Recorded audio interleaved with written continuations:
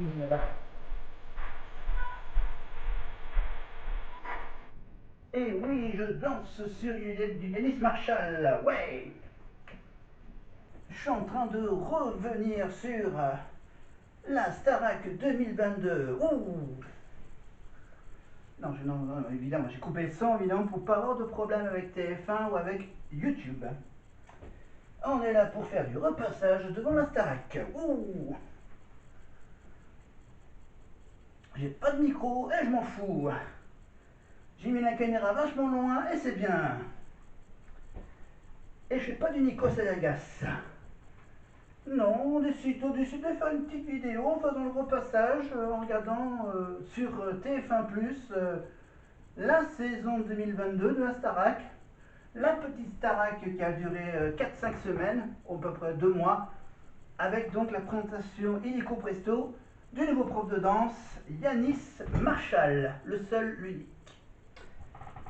Avec ses magnifiques chaussures, un talon pointu, et moi, je suis en chaussures.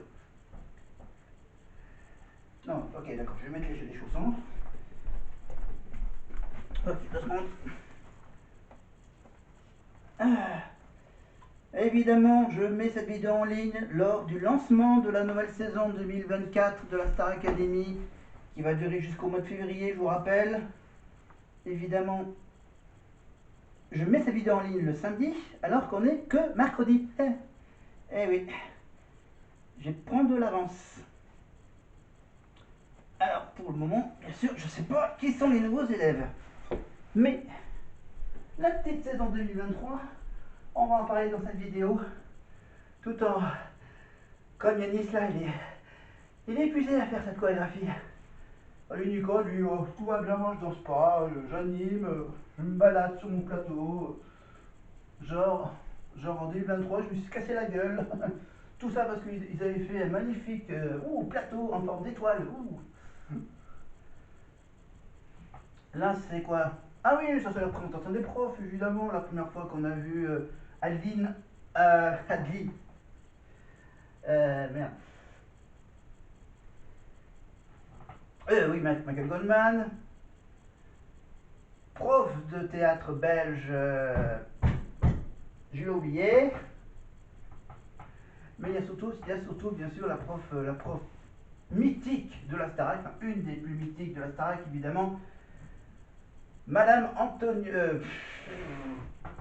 Est-ce que je me gourre dans le début du nom de famille? Mais le côté rassurant, c'est qu'on va retrouver bien sûr Marlène et Lucie, évidemment. Mais Marlène, elle va changer de rôle. Je vous rappelle que pour cette nouvelle saison, elle va devenir prof d'expression scénique. Mais Lucie, elle va rester répétitrice. Voilà. Je vous rappelle la saison 2024. Rappelez-vous, 2024-2004. Starac 4, Hugues Le Marchal, Lucie Bernardoni, Karim Charny qui va être dans le bus. Un single qui va être vendu pour l'association Hugues Le Marchal contre la mucoviscidose. Ils auront évidemment la visite de Pierre et de Laurence Le Marchal, les parents de Grégory Le Marchal, voire même la sœur, voire même Patrick Fury, un des parrains de l'association, dont Nikos fait partie des parrains de l'association, bien sûr. Il y aura évidemment peut-être les anciens profs de la Starac 4, il y aura peut-être des anciens élèves de la Starac 4, comme par exemple Sofiane, Mathieu, Harlem, Oda, Radia, Sandy, Francesca, John, Enrique, peut-être qu'il y aura le retour de Gérard Louvain. Ouh. Pendant une semaine, Gérard va devenir le patron à la place du patron. Les anciens profs de la Starac, évidemment, Oscar Sisto, Milo Lee, Kamel Wally, il n'y a pas un nom qui se prononce en I, c'est pas grave. Là, je suis en train de revenir donc à la Starac 2022. Starac 2022, ceux qui n'ont pas fait la tournée, ceux qui ont eu la chance de faire une tournée en France, sauf les deux là qui ont fait les premières parties. Je parle évidemment de Louis et de Anisha Joe, voilà. Louis Albi et Anisha Joe qui ont fait les premières parties de la tournée 2024. Ça veut peut-être dire que ceux de 2023, il y a encore 2 autres de la saison 2023 qui vont faire la tournée 2025. Il y a déjà les dates de la tournée 2025. Mais il n'y aura pas ceux de 2024, il y aura peut-être ceux de 2023. Ou ceux qui n'ont pas fait la tournée 2023 feront la tournée 2024. Non? D'accord, on va commencer d'abord par le portrait de Léa, 24 ans, de Paris. On la voit travailler dans sa boutique des lunettes. Elle est opticienne. Évidemment, ils ont bien sûr. On ne sait pas de quelle marque elle fait partie. Hein, je peux déjà les lire. On les connaît tous, évidemment. C'est Atoll, les opticiens, Optique 2000, Chris, Alain Flelou. Vous voyez. Voilà, donc elle, avant de faire la Starac, elle vendait ces fameuses lunettes de vue. Voilà, par exemple, celles-là, elles sont pas mal. Allez, celles que j'ai. Alors, bon, évidemment, je ne sais même pas si elle a repris sa boutique ou c'est. Elle a dû vendre sa boutique peut-être. Va savoir. Bon, allez, j'attaque le repassage. Pendant qu'on voit la garde-robe de Léa dans sa chambre. Au moins, là, comme c'est à Paris, bien sûr, le portrait, c'est facile à faire. Quoi, les élèves font pas le repassage? Non. Lenny n'a pas fait le repassage, ok. D'accord. Peut-être qu'ils le font pendant la tournée. Alors, la mise en scène pour Léa, là, la première chanson de Léa. J'adore. Ils mettent carrément le titre en gros derrière. Listen. C'est genre, écoute la chanter, la Beyoncé de la Starac 2022. Sous les yeux, les beaux yeux de Michael Goldman. Voilà, avec tous ses camarades qui sont à côté, évidemment, qui vont bien sûr prendre la place de Léa au milieu de la scène. C'est vrai que là, ils ont lancé un beau défi à Léa. Bon, Léa, c'est toi qui va commencer le premier prime. Ouais, d'accord, je vais faire ma Beyoncé. Bah, apparemment, elle fait bien la Beyoncé, hein. Je crois qu'elle a 24 ans et qu'elle est de Paris. Voilà. Et on y reviendra évidemment, on reviendra sur les primes de cette saison évidemment. Voilà, sur sa prestation par exemple, sa prestation chorégraphiée par Yanis Marshall sur Donna Summer Hot Stuff. Voilà, vous trouverez bien sûr ces vidéos sur YouTube. Et les replays des primes en intégralité sur TF1+. Gratuitement et je sais pas jusqu'à combien de temps ils vont laisser les rediffs. Alors, pour cette Starac et pour cette vidéo, je vais faire du repassage. Alors, du repassage, donc je vais sélectionner un t-shirt. Au hasard, regardez. Voilà, je vous présente tous mes t-shirts. Voilà, t-shirt théâtre de rue, jaune fluo, presque. Alors, on est mercredi. Je mets la vidéo en ligne durant le week-end du lancement de la nouvelle saison. Avant de lancer la nouvelle saison, ils ont bien sûr conclu la saison de The Voice Kids. Pour The Voice Kids, ils ont fait appel à qui? À Lara Fabian, bien sûr. Et en fait, que Lara Fabian, on la retrouvera également à la Starac. Quoi? Non. Il y avait Jennifer aussi. Bigrement malin, TF1. Une semaine avant, il dit là, on va mettre Jennifer, comme ça ils vont dire Jennifer, elle a fait quoi, la Starac? Et la Starac, ça commence quand? Ah ouais, la fin différente, d'accord. C'est bien. Quoi? Non. Un des enfants, un des pianistes de The Voice Kids a chanté une chanson de Grégory Le Marchal en hommage à Grégory Le Marchal que la Starac va consacrer un prime à Grégory Le Marchal, que les élèves de la nouvelle promotion vont enregistrer un single qui sera vendu. Non, je répète que qu'un single sera vendu, que l'intégralité des bénéfices de la vente de ce single sera intégralement reversée à l'association de Grégory Le Marchal, évidemment. est-ce qu'on connaîtra la chanson que va chanter les élèves pendant toutes les semaines, au début de chaque prime? Mais quelle chanson de Le Marchal vont-ils chanter? Une chanson inédite ou une chanson ou une reprise? Une reprise de, par exemple, Écrit l'histoire, Juste en vie, Il y a le feu sur les planches, ou un truc qu'on n'a jamais entendu de Grégory Le Marchal.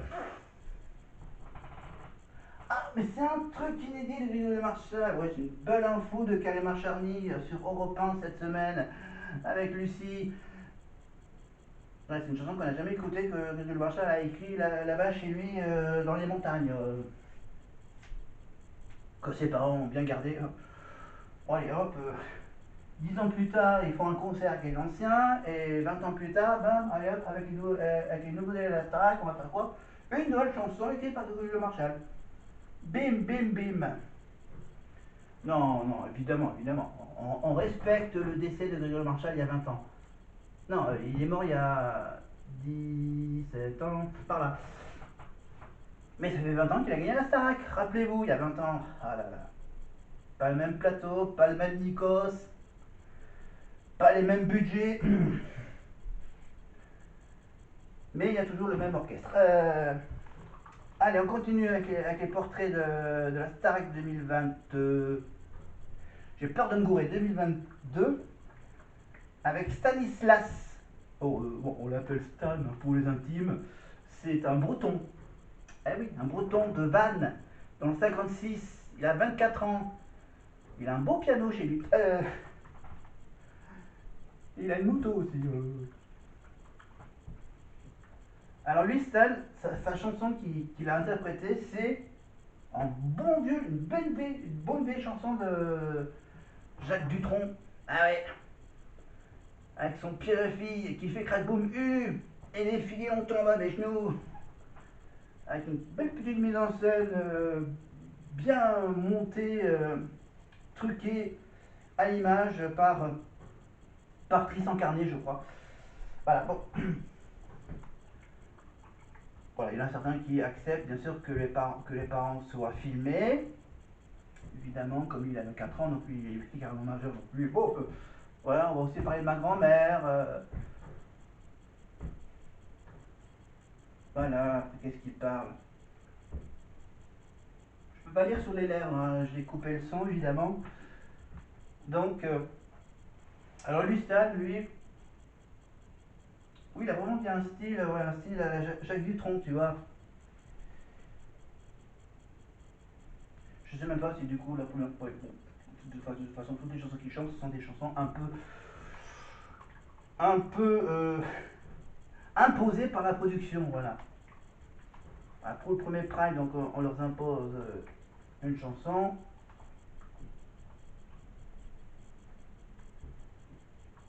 Allez, je vous le fais quand même un petit bout, un petit bout. Car Carpi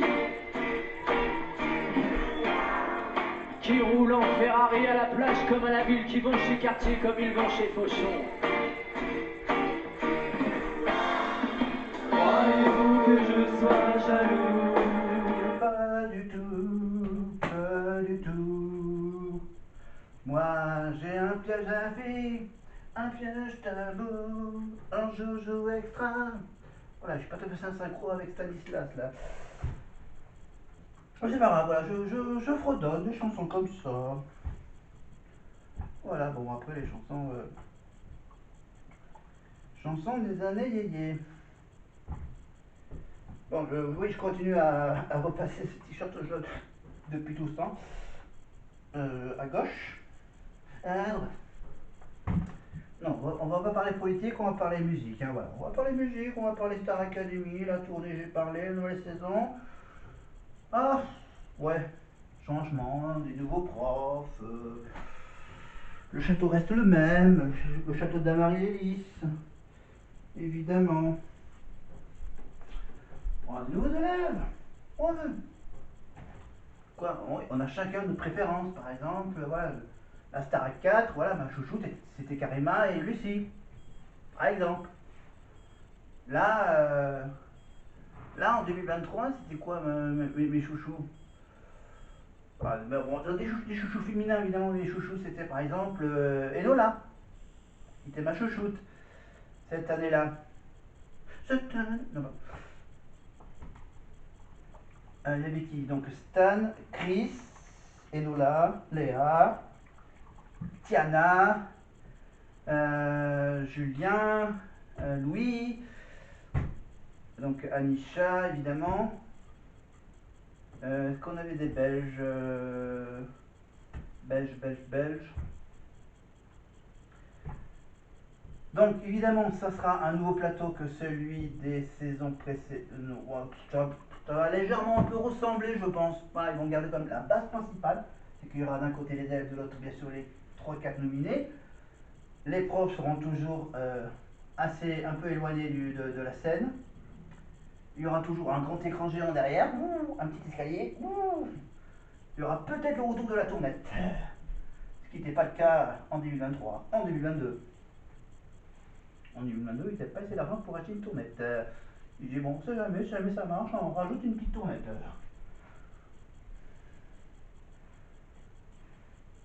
Ah, il était classe hein, pour la première. Yanis Marshall, petite veste sans manches en jean. Assez classe. Ah, oui, en parlant de Yanis Marshall, en parlant de prof, je meuble. Je meuble en attendant le prochain portrait. C'est vrai. C'est vrai que cette année, c'est la première année où on n'aura pas de Amen, Amen, don't you feel that? I feel. Non. Je suis nul. Je vous le montre rapido. Le fameux exercice d'Adeline Antoniotti. Quoi? Oui, après la Starac, là, sortait un single, avec cette fameuse phrase, ce fameux texte. Amen, Amen, don't you feel that? Ah, qu'est-ce qui va nous sortir maintenant la nouvelle prof de chant? Bon, ça sera un truc un peu plus lyrique. Comme à l'époque de 2004. Oui, en 2004, ils avaient droit à une prof de chant très lyrique. Ouais. Ouais, elle a envoyé du lourd là, dernièrement, là, sur C8, Journal de luxe. Elle a lâché des beaux petits trucs. Sympa. Pour ses anciens camarades. Prof, bien sûr. Oh, évidemment, hein, toute cette histoire, c'est du passé pour elle. Bon, oui, bon. Bon, ok, on a laissé passer toute la période olympique hein, avec la France. On a passé toute la partie un peu politique et maintenant on a un nouveau gouvernement, donc maintenant on l'oublie. Qu'est-ce qu'il reste à voir? Oui, il reste encore le mardi koh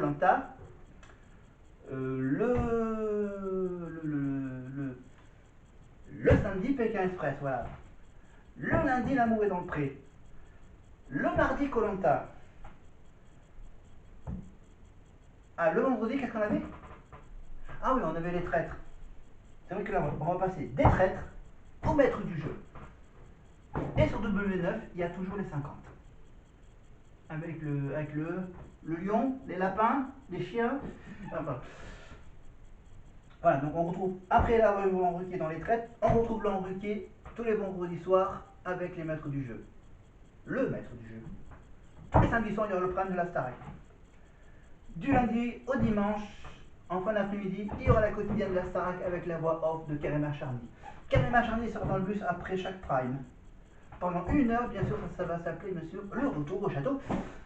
Évidemment, il y aura le coup de cœur des profs et les invités, les artistes invités qui joueront leur propre single.